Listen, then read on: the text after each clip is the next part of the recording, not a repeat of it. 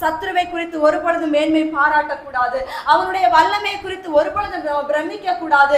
அவன் இவ்வளவு பிரவாகித்து வருகின்றானே, இவ்வளவு திரளாய் வருகின்றானே, இவ்வளவு பலத்தவனாய் இருக்கின்றானே, அப்படியானால் ஒரு தாவீது எப்படி நின்றிருக்க முடியும் என்று கேட்கின்றேன். கோலியாத் அவ்வளவு உயரவனாக இருந்த பொழுதிலும் ஒரு சின்ன ஒரு தாவீது, உயரத்திலே குறைவானவன், பலத்திலே பார்ப்பதற்கு எல்லாராலும் ஒரு சின்னவனாக தான் காணப்பட்டான். ஆனால் அவன் எப்படி அந்த ஒரு கோலியாத்துக்கு முன்பதாக போய் நின்றான் என்று கேட்கின்றேன்.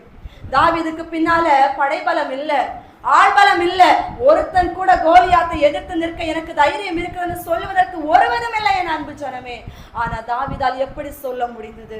தாவீதால் எப்படி நிற்க முடிந்தது? தாவீதால் எப்படி சிரிக்க முடிந்தது?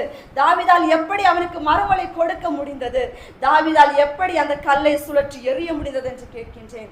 ஏனென்றால் அவன் தன்னை நம்பவில்லை, தன் பலத்தை நம்பவில்லை, தனக்குள் இருக்கின்ற என்ன திறமை அவன் நம்பவில்லை. அவன் இஸ்ரவேலின் தேவனாகிய கர்த்தரை மட்டுமே நம்பி இருந்தான். அல்லேலூயா, அல்லேலூயா. அந்த நம்பிக்கை நமக்குள்ள இருக்குமானால் கர்த்தர் சொல்லுகிறது, நீங்க பால சிங்கங்களையும் வலு சர்ப்பத்தையும் மிதிப்பீர்கள் என்று. அல்லேலூயா. எந்த இடத்தில் நம்ம இருந்தாலும் சரிதான், இயேசுவே என்று அழைக்கின்ற பொழுது அவர் கூப்பிட்ட குரலுக்கு மறு உத்தரவு கொடுக்கிற சர்வ வல்லமையுள்ள தெய்வமாக இருக்கின்றார்.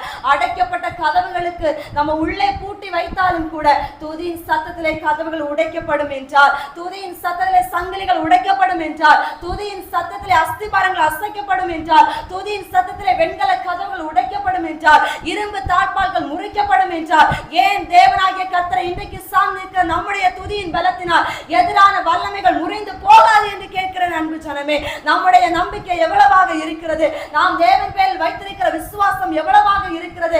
தேவன் நம்மை தப்ப வைத்திருக்கிறார் என்றால் அவர் நம்மை வாழ வைப்பார் என்கிற ஒரு நிச்சயம் நமக்குள்ள எவ்வளவாக இருக்கிறது என்று கேட்கிறேன் அன்பு ஜனமே. வெறும் இயேசுவை வந்துவிட்டு பாடி துதித்து விட்டு போவது அல்ல.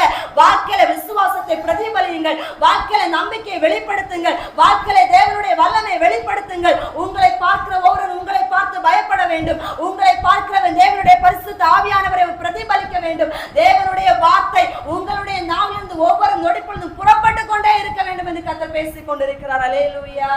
உங்களை தப்ப வைத்திருக்கிறது சும்மா உட்காருவதற்காக அல்ல, உங்களை கொண்டும் கனி கொடுக்க முடியும் என்பதனை நான் நிரூபித்து காண்பிக்கும்படிக்கு நான் உங்களை கொண்டு நிறுத்தி இருக்கிறேன் என்று கர்த்தர் பேசிக் கொண்டிருக்கிறார். அல்லேலூயா.